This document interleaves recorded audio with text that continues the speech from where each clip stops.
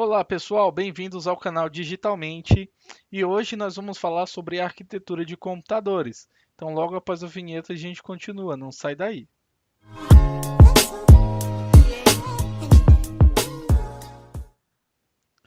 Pessoal, eu sou o Lucas e mais uma vez bem-vindos ao canal Digitalmente. Já vou pedir para vocês se inscreverem aí no nosso canal, ativar as notificações, já deixarem aí o seu gostei no vídeo e à medida que forem assistindo aí, coloquem comentários, tá? A evolução do canal ela depende totalmente aí do engajamento de vocês, dos comentários, do que vocês gostam, do que vocês não gostam, tá? A gente está começando aqui, então é importante esse feedback de vocês para poder estar evoluindo aí com os assuntos, tá bem? Então, aqui trazendo hoje, né, vamos falar sobre arquitetura de computadores, né? E aí vem aquela primeira pergunta, né?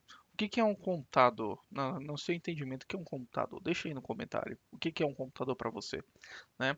E aqui respondendo, né? Ele é um dispositivo capaz de executar milhões de cálculos por segundo, né? Então, cálculos complexos, cálculos simples, cálculos de todos os tipos, né? Eles pode realizar em segundos, né? A finalidade é receber, manipular e armazenar esses dados, né? Então, eu recebo ali uma inserção, eu manipulo aquela inserção ali de acordo com as instruções ali recebidas anteriormente no programa e depois eu faço todo o armazenamento desses resultados ou até mesmo desses dados aí que foram imputados, né?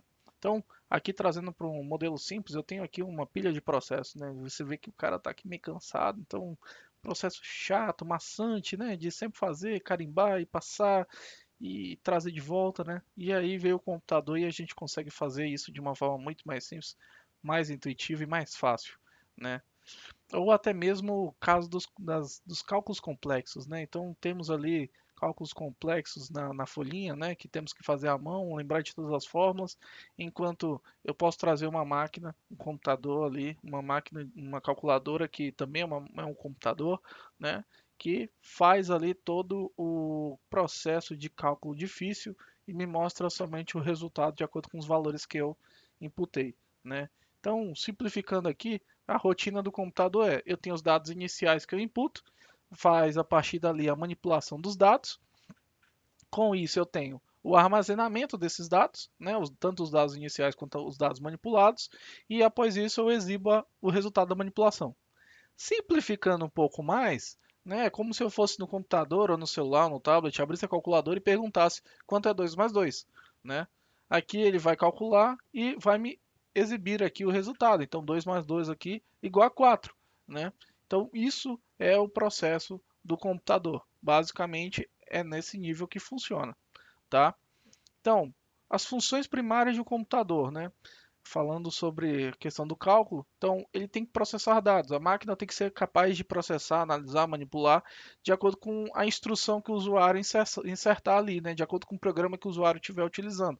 Então, a máquina deve ser capaz de processar os dados de acordo com a necessidade.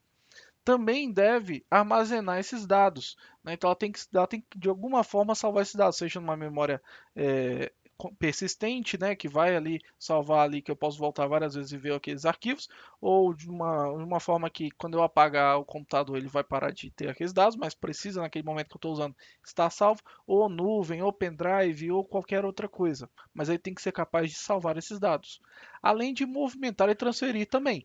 Então, da mesma forma que eu tenho a capacidade de salvar, eu tenho que transferir ele para outros computadores, né? Ali é primordial essa função.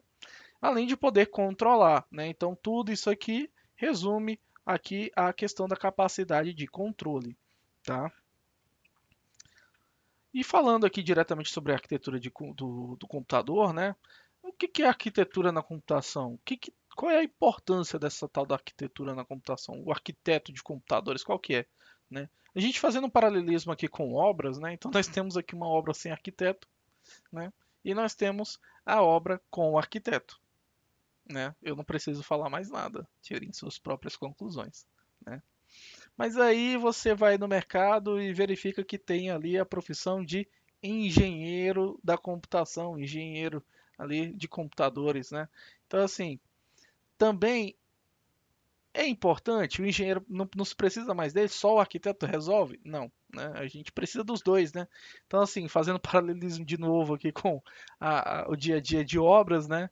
Então, o arquiteto é o cara que quer a coisa bonita, o engenheiro é o cara que faz funcionar, né? Então, um sem o outro, né? Não existe. Então, o resultado é uma zona, né? Então, resumindo a resposta da pergunta anterior, você precisa do engenheiro, você precisa do arquiteto, tá? Ambos ali são importantíssimos para o dia a dia, não só da obra, mas também na computação, tá? E continuando, né, que a resposta da arquitetura, nossos computadores, dispositivos de hoje, eles são baseados totalmente na arquitetura de von Neumann, né? John von Neumann, né? Importante aqui citar e fazer uma menção honrosa aqui, né? Trabalhou junto com Oppenheimer, né? Morreu ali em 1957, logo após o final da Segunda Guerra Mundial, pouco tempo depois, mas foi importantíssimo ali para o andamento, né? Oppenheimer aí como chefe do projeto Manhattan da bomba atômica, né? Se você ainda não viu o filme Oppenheimer, você está perdendo bastante coisa. Então vai lá e procura, aluga, vê aí o seu streaming e assiste esse filme. É muito bom. Infelizmente, John von Neumann não está citado nele, o que me deixou bastante triste. Mas continua sendo um bom filme, tá? Então, John von Neumann teve importância no projeto Manhattan para a decisão da altura do lançamento da bomba atômica em que ela iria explodir, né? Então esse cara foi muito importante, tá? Então, fazendo essa menção honrosa a ele e explicando agora sobre a arquitetura. Basicamente, nós temos um equipamento de entrada e saída, né, um dispositivo de entrada e saída que vai receber ali as informações de entrada e saída, tá? Logo após, nós temos aqui a unidade lógica e aritmética, a ULA, né, que faz toda a parte de operação com aqueles dados. Então, o dado entra, a unidade lógica e aritmética faz ali a interpretação, né, e depois ali a memória principal armazena dados e instruções.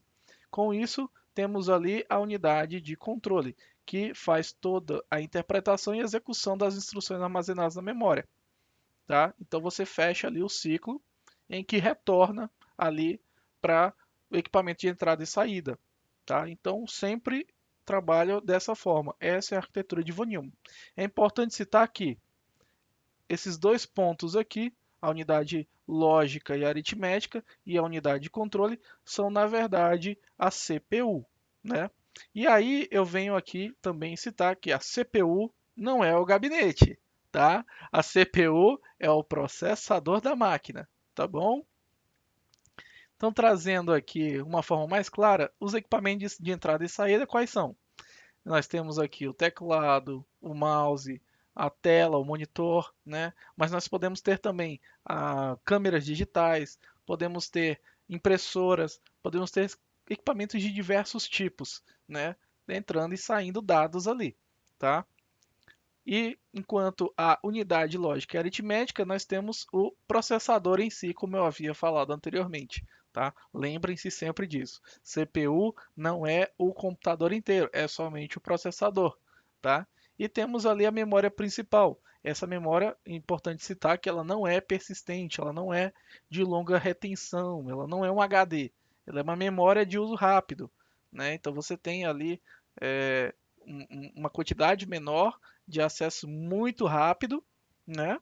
Em que ela faz ali os cálculos rapidamente, já leva para o processador ou traz do processador e armazena aqui rapidamente, né? Então essa é a função da memória principal, tá? Então pessoal, hoje é isso, tá? Essa aula vai ser dividida em duas partes devido à questão da grandiosidade do assunto, tá? Então a gente retorna aí na próxima aula para falar sobre a continuidade da arquitetura de computadores, tá?